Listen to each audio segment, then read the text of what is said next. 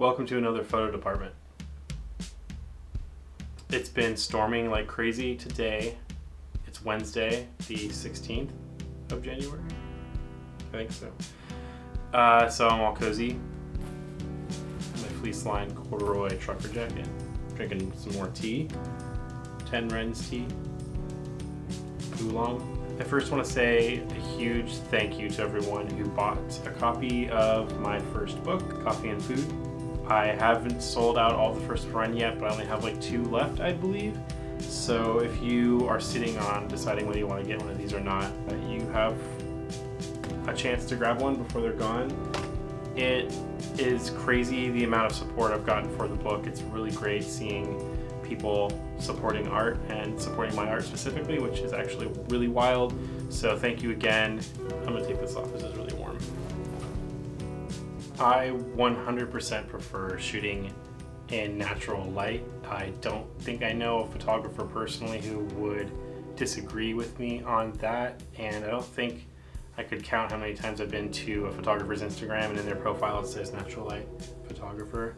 Natural light can be really beautiful. If you have a huge window with beautiful diffused light coming through, it's just, there's nothing like it. It's just this, it's kind of like the difference between film and digital.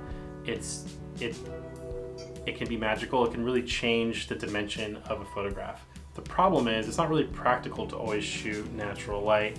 In fact, I rarely shoot in large studios that have big, beautiful windows, and the times that I do, it's not always that I have enough light just from a natural light source. It often needs a little bit of help.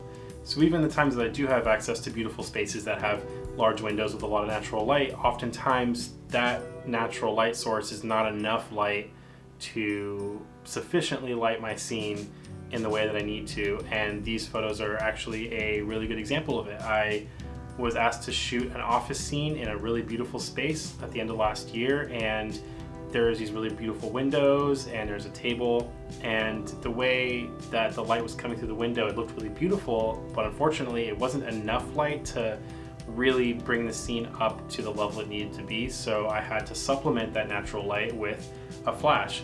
And the flash that I got to use is this really great system by Profoto. It's the D4 head in packs. The system is really expensive. The D4 heads by themselves I think are about $1,000 or maybe even more, and the packs are even more than that. But they are incredibly powerful, really versatile. They come with a huge variety of light modifiers and like attachments and ways you can set lights up. It's actually like a really great system, and it's pretty much the industry standard. I don't own any, but I was able to use some for this shoot. So in this scene, I wanted it to look like this was lit entirely by natural light, either from the windows or maybe a skylight. And so I had to get creative and think of a way that I can lift light in the scene without making it look artificial or feel like there's 2 different types of lights going on. So what I ended up doing was taking the Profoto pack, putting it on a light stand, and stemming the light up towards the ceiling about 8.5 feet up in the air. So then what I did is I moved the stand around in the scene to figure out what directionality I needed to make it look natural. And then all I did was I bounced the light off the ceiling, and that's it. That's the single light, bounce off the ceiling, a little bit of window light, and nothing else. And I think the images speak for themselves. I did have to do a little bit of color correction in post to get the natural light and the flashes to balance, but other than that, it was beautiful right out of the camera. I think it took me like 3 to 5 minutes after setting up the light to get the correct balance of power on the pack to the light coming through the window to make it look natural. It really didn't take that much time at all, and you know, since I've been doing this for a long time and I kind of know what I want as far as light goes, it was easy to set it up in a place that got the directionality that I wanted to really make that scene work. And I don't know, I've used really big lighting rigs before. I've done like really big multiple light setups, like 3, 4, 5 lights going at once with all these flags and scrims and bounces and all that stuff, and you know, that can be great, and that can also make really beautiful light, but something is really satisfying about throwing one light up on a stand and having it work. And I'm really proud of these images because of that. More often than not, I don't have a budget for renting lights or equipment or anything, so I have to be sure that I have the lights on hand to do exactly what I want to do. So I invested in a couple of these Yongnuo 563s, which are speedlights. They're very similar to Canon speedlights. They have all these functions where they can be slave, radio controlled, or manual controlled. 69 bucks on Amazon. They're plastic, they're not too heavy, they swivel all sorts of ways, you know. They come with the wide angle diffuser, they come with the little bounce card in there. The cool thing about these flashes is they feel sturdy even though they're plastic, but they're not too heavy where if I put one on my X Pro 2 it feels really weird and super unbalanced. It's pretty okay. But I'm using these flashes most of the time off camera.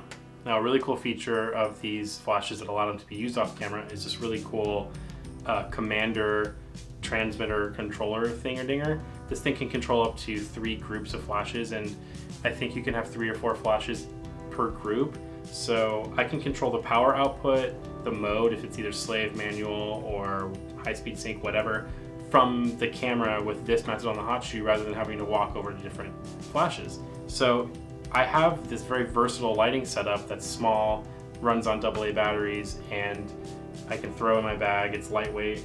Of course, I would prefer to use big, beautiful studio lights all the time, but like I said, my bank account won't allow for that.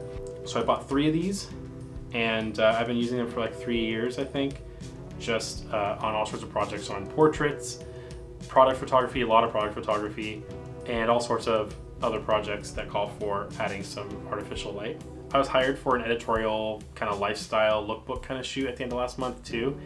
And there was a space that we were shooting in that was smaller, didn't have a lot of natural light coming in because it was kind of in this alley, so there was buildings blocking the windows. So I needed to supplement the light coming from outside with indoor lighting so that it would look balanced and lit. So I thought I would take that technique with the Pro Photo pack that I did and try it with my Yongnuo flash. So I put it on a light stand, moved the stand around the room to find the best space, and then balanced the flash with the outdoor natural light and started shooting. And I'm really happy with how the images came out. My client was very surprised I was able to get that level of quality out of the images with just the one Speedlight on a light stand. And with little to no effort, I was able to really elevate that shoot and make the quality really high. And it cost me 69 bucks per flash, and I only used one of the flashes. So it just kind of goes to show that if you are creative with your solutions and you don't buy into the best camera equipment hype that there is that's always going around, then you can really come up with really beautiful solutions that work really well on a super tight budget. So now, having shot with this type of setup a bunch, it's kind of becoming my favorite way to light scenes. If I have an opportunity, if I have a choice, I will light a scene with one light, usually bouncing off of a ceiling or from a wall, to approximate that beautiful window light on a budget and in any space pretty much. All right, that's it. Thank you guys for watching. I really encourage you to go out and maybe invest a little bit of money in some speedlights and try this for yourself. It's saved me a lot of money, a lot of time, and a lot of headaches, and I think that it's a really great way to learn how to work with light. Once again, please go check out my book. It's the first book I've ever made, and I'm really proud of it. It's called Coffee and Food. It is on my website for sale right now. You can go to the link in the description and it'll take you to the page where you can check it out and buy it. There are only a couple of copies left of this run, special edition, and after that I might decide to do another run. Depends on the demand. It looks like I might be doing another run at this point, but we're gonna see how that works out. If you have questions about this lighting setup, how I shot these images, or if you just have general questions, you can drop them in the comment section, or you can email me hello@csturmphoto.com. Please make sure you follow me at Christopher Sturm on Instagram, and I will see you guys on the next episode.